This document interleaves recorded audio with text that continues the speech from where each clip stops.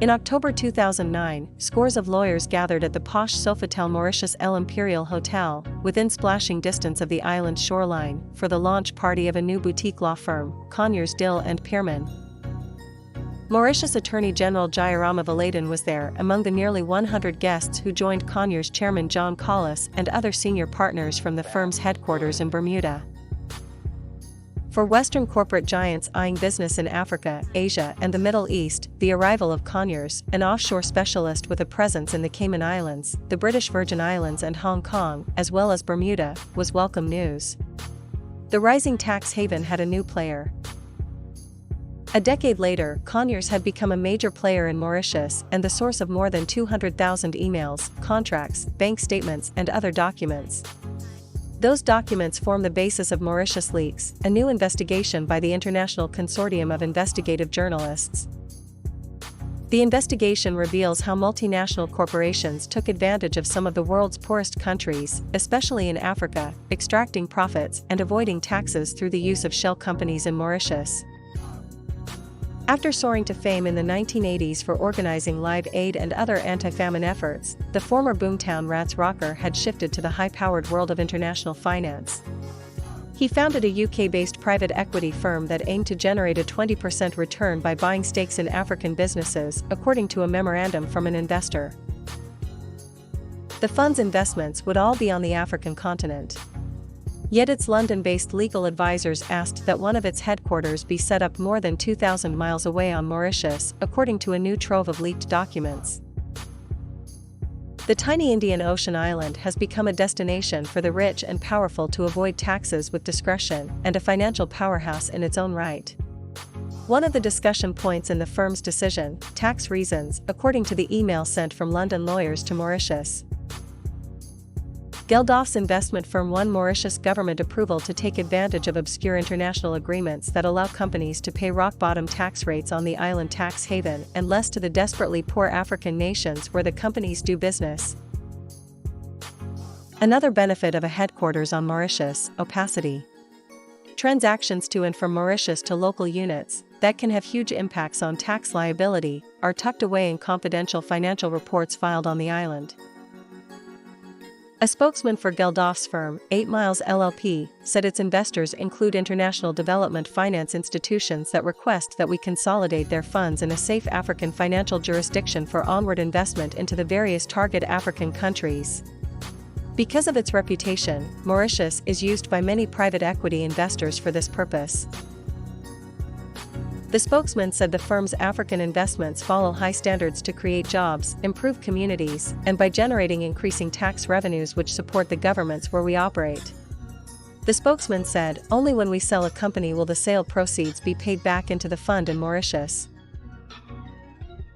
Mauritius Leaks provides an inside look at how the former French colony has transformed itself into a thriving financial center, at least partly at the expense of its African neighbors and other less developed countries. In Africa, more than 40% of the population lives on less than $2 a day. Based on a cache of 200,000 confidential records from the Mauritius office of the Bermuda-based offshore law firm Conyers, Dill and Pearman, the investigation reveals how a sophisticated financial system based on the island is designed to divert tax revenue from poor nations back to the coffers of Western corporations and African oligarchs, with Mauritius getting a share. The island, which sells itself as a gateway for corporations to the developing world, has two main selling points: bargain basement tax rates and, crucially, a battery of tax treaties with 46 mostly poor countries. Pushed by Western financial institutions in the 1990s, the treaties have proved a boon for Western corporations, their legal and financial advisors, and Mauritius itself. The leaked records, including emails, contracts, meeting notes and audio recordings, provide a glimpse inside a busy offshore law firm working with global accounting and advisory firms for some of the world's largest corporations and some very wealthy individuals. In 2012, American philanthropist Craig Kogut and his multi-billion-dollar private equity firm, Pegasus Capital Advisors, looked 9,217 miles from the firm's home base in Stamford, Con, for a place to locate the management headquarters of one of its new investments. What unfolded is a textbook case of the way businesses can prosper by using Mauritius offshore tools.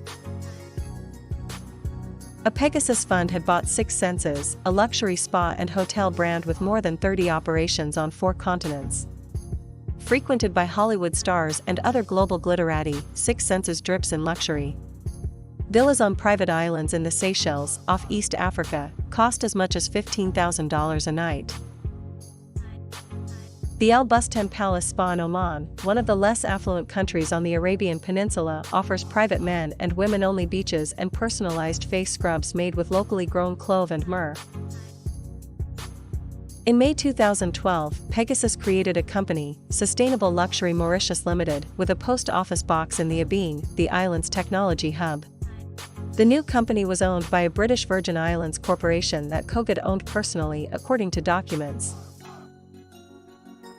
Sustainable Luxury, which had no employees, received management income and fees for the use of the Six Senses logo at hotels and spas around the world, including 2 Six Senses operations in Oman, according to contracts that passed through the law firm Conyers. As a resident firm of Mauritius, Sustainable Luxury could take advantage of the country's super low, effective maximum corporate tax rate, 3%. Sustainable Luxury also applied for, and received, special legal status from the government of Mauritius, allowing it to benefit from tax treaties between Mauritius and countries where Six Senses had spas and hotels. Treaties allow companies to reduce or entirely avoid common taxes received on cross-border payments, including interest, dividends and royalties. Sustainable Luxury listed Oman among 11 countries where the company had investments, wished to apply for a special status issued by the government of Mauritius.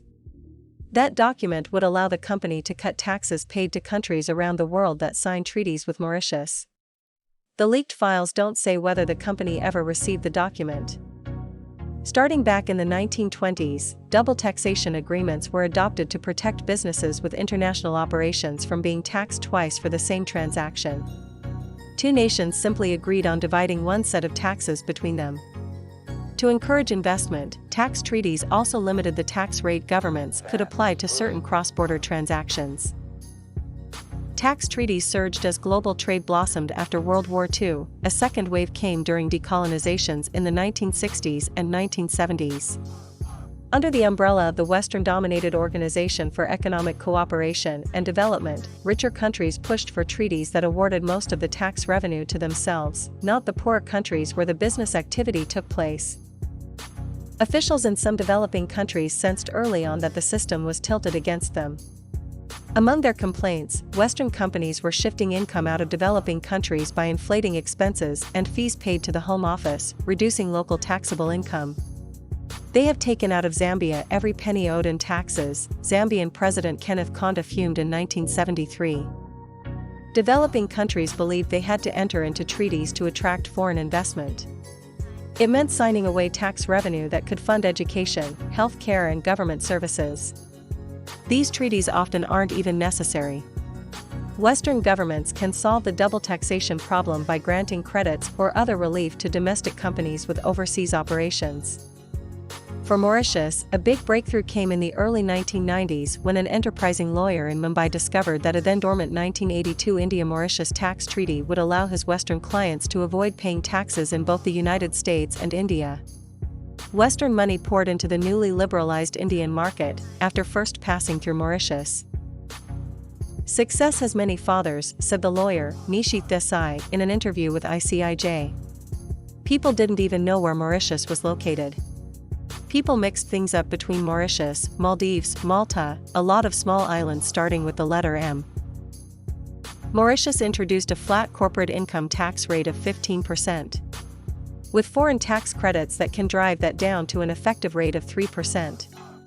Mauritius rolled out Global Business License 1, which allows companies with operations elsewhere to be resident in Mauritius for tax purposes and pay its low rates. It signed tax treaties with countries around the world, including 15 in sub-Saharan Africa. Research on 28 treaties signed with the Netherlands found that they cost poorer countries collectively at least $1 billion a year in lost tax revenue. 40 treaties Belgium signed with former African colonies and other countries cost them a total of $44 million in 2012. Studies of Austria, Finland, Switzerland and Denmark also showed that treaties exacerbated tax avoidance in poorer countries.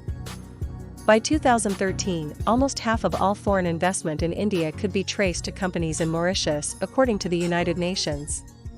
Under its treaty, India had granted Mauritius the sole right to tax capital gains when a Mauritius company sold shares in an Indian company. You might be wondering, isn't that a good thing? Nope. Mauritius doesn't tax capital gains, meaning companies avoid such taxes in both countries. South Africa signed a new treaty with Mauritius, which first ignored South Africa's requests to modify the 1997 text and then resisted for years, according to people involved. Western corporations lobbied the South African parliament to reject the renegotiation and threatened to move their offshore operations to Dubai. The new treaty took effect in 2015. Successive Indian governments for years challenged the legality of the Mauritius 1982 treaty. And they kept losing.